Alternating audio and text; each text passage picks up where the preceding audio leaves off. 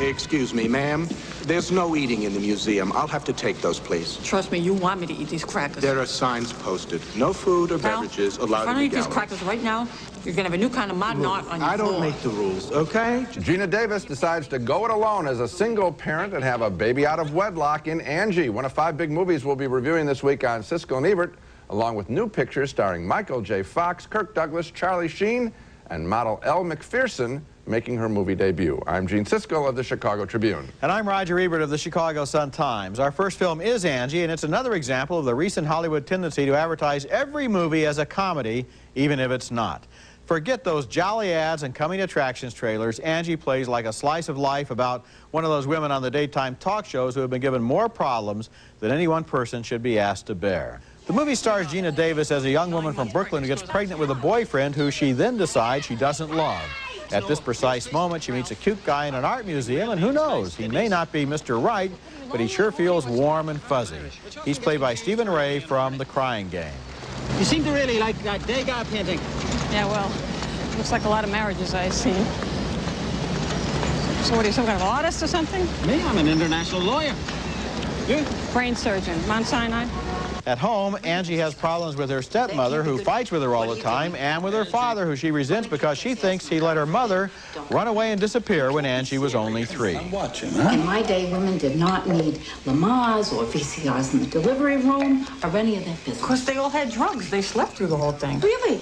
Well, I can tell you that there were a lot fewer cesareans. Of course, the mothers were all 22. They didn't wait 10 years to get their careers going before they had kids. Because motherhood was a career. The most important career. Yeah, well, the pay stinks. Angie's best friend is played by Aida Turturro. She makes a list of some of the problems that Angie faces. You're pregnant, you're getting married, you're carrying around some foreigner's number in your pocket like it's gonna burn too big a hole to be lost someplace in the bag. I think you want to call him. You're gonna end up on Oprah. Yeah, she qualifies for Oprah all right. In addition to hating her stepmother and having trouble with both of her boyfriends, she also faces problems with her baby, plus her obsession with her long-lost mother. This could be a whole week of Oprah shows. I know you can be cold sometimes, but you got a baby now, Angela. You don't understand. No, I understand.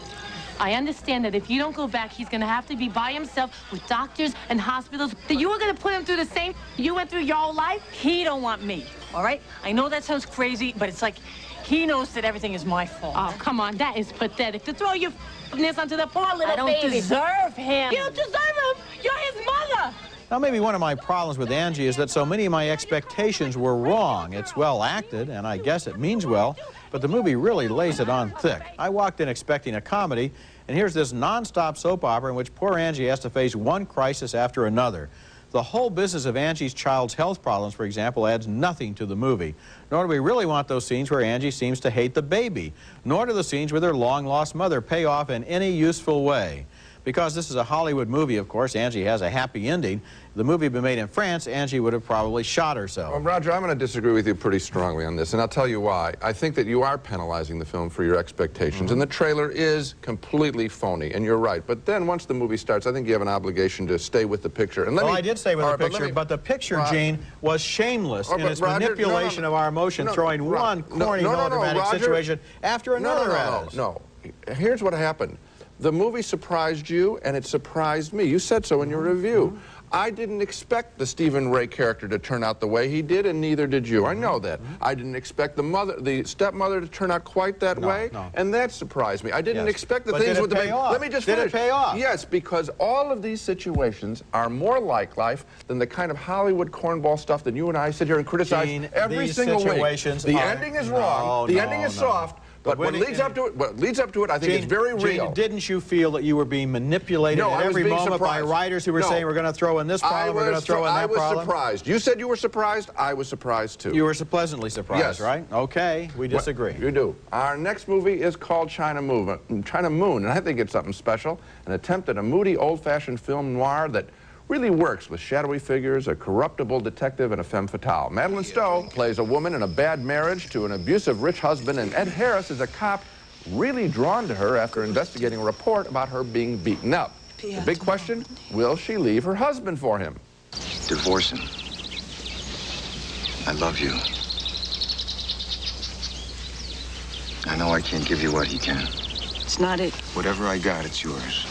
Whatever you want, I'll get. Whatever you need, I'll do. The husband is played by Charles Dance, who excels at playing creeps. I'm calling the police. Don't you touch me. Don't. No, don't you. No. Go back in the morning. No. I just want my conjugal rights. With a husband like that, you can see why Madeline Stowe considers leaving him as she and Ed Harris go rowing on a Florida lake. My grandmother used to call that a China moon. Like a big old plate of china. She said people would get affected by them. That they'd do strange things. Do you believe that? I don't know. You gonna do something strange? I do feel like it sometimes. They're very good together, and the less I tell you about what happens to them, the better, except to say that I was surprised both in the story and in the work of Madeline Stowe. I've been an Ed Harris fan ever since The Right Stuff, but Stowe now has 2 solid thrillers in the first 2 months of this year alone. First Blink, and now China Moon. Madeline Stowe, very good at playing vulnerable yet tough women. I recommend China Moon. Boy, I sure do too. And you know, I like the movie for 2 reasons that you don't often find in the same movie. First of all, I tried to figure out the plot and anticipate what was going to happen, and I failed. Yep, me too. And secondly, I was truly involved in the relationship between Madeline Stowe and Ed Harris, just as I was in the relationship between Stowe and Aidan Quinn in Blink. In both of those movies, there's a genuine relationship in addition to the thriller stuff. Yes, they frequently in these stories, and we've seen so many attempts at these film noirs. Everyone wants to make one. Yeah. This is a rare one that actually succeeds, and they remembered they got the characters to work in addition to the story. It's a great-looking film, too. When we come back, Kirk Douglas is an old millionaire surrounded by scheming relatives in Greedy. I'll wrestle you for the money. What?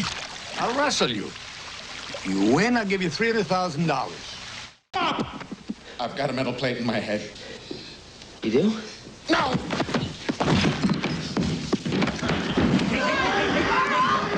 I want security in the large conference room.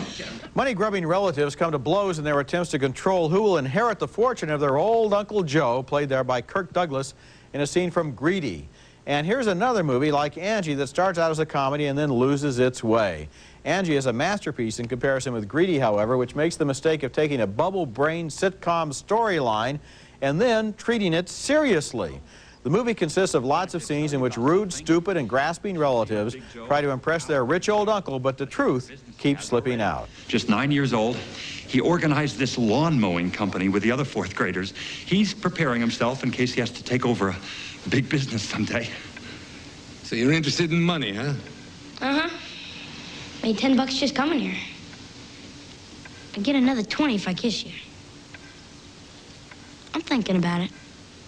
That's Ed Begley Jr. as one of the cousins there. The only relative Uncle Joe can really stand is the one who hasn't expressed an interest in his money, and that's another nephew played by Michael J. Fox, who is an unsuccessful professional bowler. What do you do, listen outside my door? Always. You know, I had no idea just how sick you guys were. Come spend a day with us.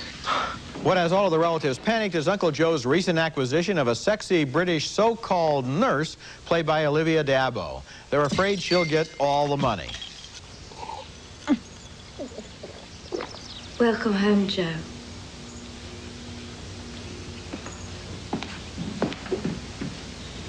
Hello, Molly.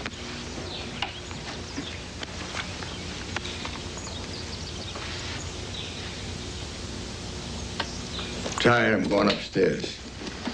Greedy starts out with some undeniably funny lines and a lot of promise, and I thought it was going to be a nice, rude comedy of manners. But after a promising first act, the movie starts taking its ridiculous plot seriously, and the characters stand around discussing events in dialogue that is not funny or interesting or necessary. Then at the end, we have to sit through the fall and moral redemption of not one, but two characters, when everybody knows Vice is a lot funnier than Virtue. Oh, I had the exact same reaction. I mean, it did start out funny, and I was reminded of Harold and Maude, where you saw a family really fight and, you know, go tooth and nail, and I thought, oh, this is going to be kind of fresh, and then it just got all sappy and moralistic. All the energy went out of the picture. I think Michael J. Fox and Kirk Douglas fell for that old trap. They want to play characters, or maybe they were just written that way. They want to play characters who are really likable. Why not play nasty? Make them hateful. People love you when you play hateful characters. Another problem is with the cousins, who move in and out of the room like a rugby scrum. I mean, it's like the door opens and 6 people walk in and they all say their lines and then they all walk out again. There's no attempt to make them into individual characters. Well, they were funny when they were being mean, but boy, the energy is just lost at the end of this picture. Coming up next, the film debut of supermodel Elle Macpherson, appropriately cast as one of 3 temptresses in the new romantic comedy called Sirens.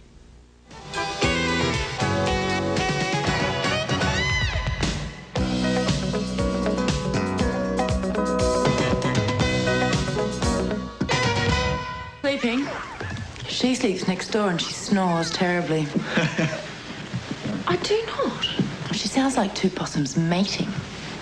That's cover girl Elle Macpherson as one of 3 modern-day sirens messing with the psyches of a young clergyman and his wife in 1930s Australia in the enchanting new film called Sirens, a story obviously modeled after Greek mythology. A young Episcopal priest is sent to the country home of a scandalous Australian artist who paints contemporary female nudes in religious settings. The clergyman's mission is to tame the beast, but of course the women, the sirens, do a job on him. Here's the opening conversation between the cleric, Hugh Grant, and his wife, Tara Fitzgerald, and the painter, Sam Neill, as his models look out. You're very contemptuous of shrinking violets, aren't you, Mr. Lindsay? Dear Stella, I'm a shrinking violet myself. I mean, I choose to live not in the real world, but in here. I flee from the real world into my little studio, and there before me is the unlimited canvas of my imagination. Yes, but your paintings don't stay in the studio, do they? They do go out into the real world. And while you have a wonderful imagination, Lindsay, most people's are quite frankly stunted, and you have absolutely no idea what effect they might have on people or what they might incite them to. Rape? Mr. Campion, in my opinion, the female body is the most beautiful thing in the world. Elle Macpherson is one of the sirens who is very comfortable with her body, much to the consternation of the priest's young wife. What'd you do to him? He's exhausted. Anthony, don't wake him up. Well, he might be dreaming. And did you know it was dangerous to wake somebody up if they're dreaming? Because, well, you leave part of your brain behind. And if it happens too many times, you go feeble in the head. Yeah. You're living proof. It would be a mistake not to tell you that Macpherson and her sister sirens appear completely nude in the film. The joy they feel in displaying their glorious bodies makes the simplest and most effective case for freedom of expression. However, we can only show you the scenes leading up to those moments. Looks like you both had another punishing night. I wish you wouldn't creep into our room every morning. We've just been for a swim. I just wanted to tell you how nice the water was. In addition to all of the luscious nudity, Sirens has a more traditional merit as a film. It's bright, witty, and very effective in its writing, and directing by someone whose work you should really know, Australian director John Digan, the creator of such fine films as Flirting, The Year My Voice Broke, and Wide Sargasso Sea. I've thoroughly enjoyed each of his pictures. They're all whimsical and all sensual.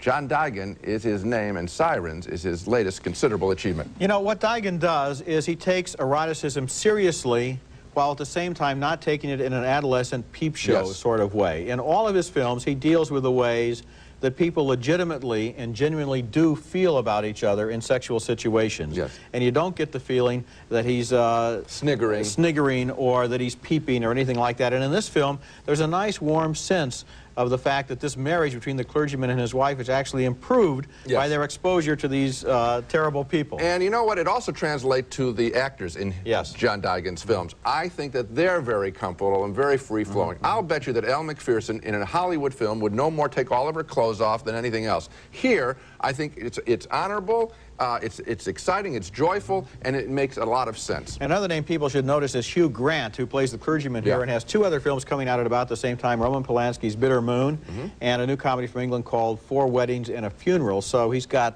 of like a Hugh Grant film festival this spring at the movies. When we come back, Charlie Sheen spends most of a movie in the front seat of a speeding car in The Chase. You kidnapped me with a candy bar? Makes a handy weapon. On this program, this one at least delivers what it promises. It is a chase from beginning to end, with Charlie Sheen as an escaped convict who kidnaps a rich kid and commandeers her car for a high-speed police pursuit down California highways toward Mexico. His hostage is played very winningly by Christy Swanson, and during the course of the chase, they get to talking and find out that they like each other.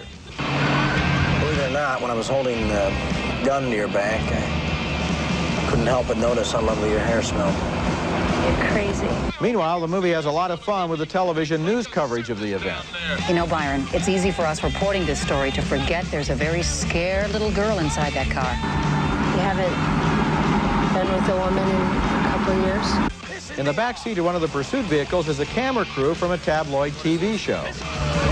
I feel like a combination of Bruce Springsteen and Sylvester Stallone out there. I don't know whether I'd be busting bad guys or signing autographs. Kind of like being a star. Also joining the chase are Flea and Anthony Kiedis as a couple of Wayne's World clones who want a piece of the action. We are just doing our duty as Americans, right, Will? That's right, and it's not the first time we've had to take matters into our own hands.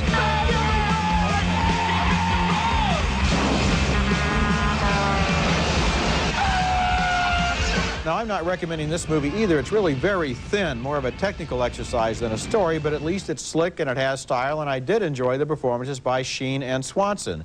And the movie takes a lot of funny pot shots at the way stories like this one get exploited as live TV coverage. Terror on the highway. The Chase is the kind of movie you forget 24 hours after you see it, but it has its moments, and for me, this was a close call, but thumbs down. Thumbs down for me, not a close call. I mean, if people are interested in this subject matter, there's a terrific film by Steven Spielberg. Sugarland Express. Sugarland Express, made 20 years ago. Right. The same themes, the same idea, but written with Goldie Hawn, written much tougher. And directed a whole lot better. I mean, I think that this picture is very flimsy, Roger, and the parodies of the Wayne's World guys. I'm not recommending it, but at the same time, you must admit that the way they portray television news must have given you a few smiles. It gives me a smile, but I think those are little kind of, 1-second bumper shots. That's what I kind of like stuck into the corners of the movie. Yes. Very corners. Coming up next, our video pick of the week, one of the best films of 1993 that you undoubtedly missed the first time around. Siskel and Ebert's Video Pick of the Week, brought to you by Orville Redenbacher, the first and last name in popcorn. One of my 10 best films of last year, and Roger liked it too, was Steven Soderbergh's King of the Hill, based on A.E. Hotchner's remembrance of growing up virtually alone as a little boy in St. Louis during the Depression of the 1930s. The film never got much of an audience. Now it's out on home video. You have a second chance. Jesse Bradford, in one of the year's best performances, plays the youngster who, while his mother is in a hospital and his father travels as a salesman, is forced to invent a fantasy life to stay afloat at school. My parents are archaeologists, and they were on an expedition, and nobody's heard from them in a while, so I guess they're missing. Oh, I'm sorry. I hope they're okay. People looking for them? Yeah, there's a search party and everything. I'm not that worried. They've been lost lots of times. He lives alone in a hotel room with the constant threat of being tossed out by the vicious bellhop in charge. And he gets a real education in what it means to be a grown-up by visiting neighbors across the hall, like a dissolute soul played by Spalding Gray and his concert for hire played by Elizabeth McGovern. Lydia works for the hotel. Don't you, Lydia? What is it that you do? Oh, she's in the customer service department. King of the Hill is a great film for older kids to see as a history lesson of the Depression, and every scene works as a drama apart from its historical context. King of the Hill, I promise you, it's one of the best films you missed last year. And now, it's my video pick of the week. Now let's recap the movies we reviewed on this show. A split vote on Angie with Gina Davis. Roger found the single motherhood drama a series of soap opera crises. I liked it, particularly the way the story constantly surprised me with lifelike problems. So 1 thumb up, 1 down. 2 thumbs up, however, for China Moon, with strong performances by Madeline Stowe and Ed Harris in a convincing, moody film noir that will keep fooling you. 2 thumbs down for Greedy, a comedy with Kirk Douglas and Michael J. Fox that loses its way horribly when it reverts to a sappy, moralizing conclusion. 2 thumbs up for John Digan's Sirens, a wonderful romantic comedy about the joy of the human body. And 2 thumbs down for The Chase, with Charlie Sheen, a 90-minute road trip to absolutely nowhere. So, China Moon and Sirens, 2 very good movies, 2 very different movies. And I think Angie's worth checking out. Okay, that's it for this week. Next week we'll be back with the Hudsucker Proxy with slick Paul Newman exploiting innocent Tim Robbins. Well, I guess so. I don't think they promoted me because they thought I was a schmo. And Guarding Tess, starring Shirley MacLaine as a former First Lady who makes life a nightmare for Secret Service man Nicolas Cage. I need a price check and LeSueur baby peas. They're on special today, 2 for $59. That's next week, and until then, the balcony is closed. Hooked on Phonics teaches you to read using flashcards, music, and books. It's colorful, musical, and fun. Learn to read with Hooked on Phonics. Call 1-800-ABCDEFG. New St. Ives Swiss Formula Papaya Plus, the Gentle Shampoo Plus Conditioner, and 1 for naturally beautiful, healthy hair. New St. Ives Swiss Formula Papaya Plus. Vicks Vapor Inhaler for fast, effective relief of nasal congestion. Easy to carry and easy to use anytime, anywhere. Take a breather with the Vicks Vapor Inhaler. It's America's favorite jelly bean, Jelly Belly, now appearing at theaters and video stores with good taste. Jelly Belly beans, try them. You'll love them.